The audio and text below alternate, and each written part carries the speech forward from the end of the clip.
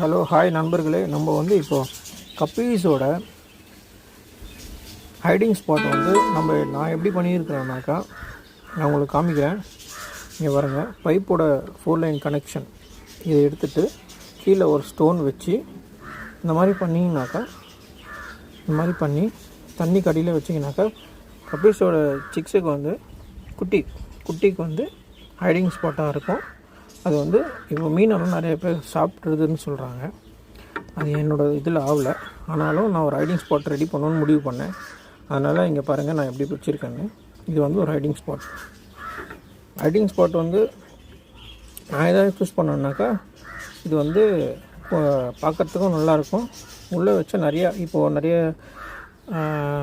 Guppies எல்லாம் இருக்குது பாருங்கள்.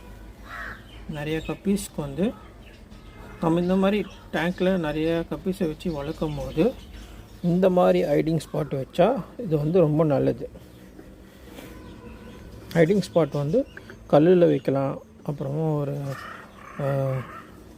பக்கெட்டில் வைக்கலாம். சின்ன பக்கெட் மாதிரி இருக்காது, பவுலில் கூட வைக்கலாம். ஆனால் நான் நானே ரெடி பண்ணது ஹைடிங் ஸ்பாட். ஹைடிங் ஸ்பாட்டை நான் இங்கே வைக்கிறேன்.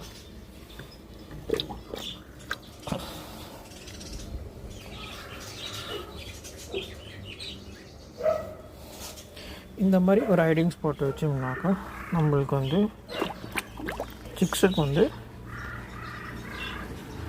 ஒரு நல்ல ஹைடிங் ஸ்பாட்டாக இருக்கும்.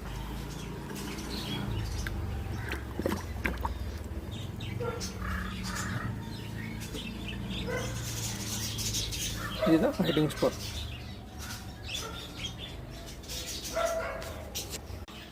ஃபாக்ஸ் டெயில் நம்ம போடலாம் இந்த டேங்க்குக்கு. எங்ககிட்ட நிறைய ஃபாக்ஸ் டெயில் இருக்குது. இதை நான் போடுவேன்.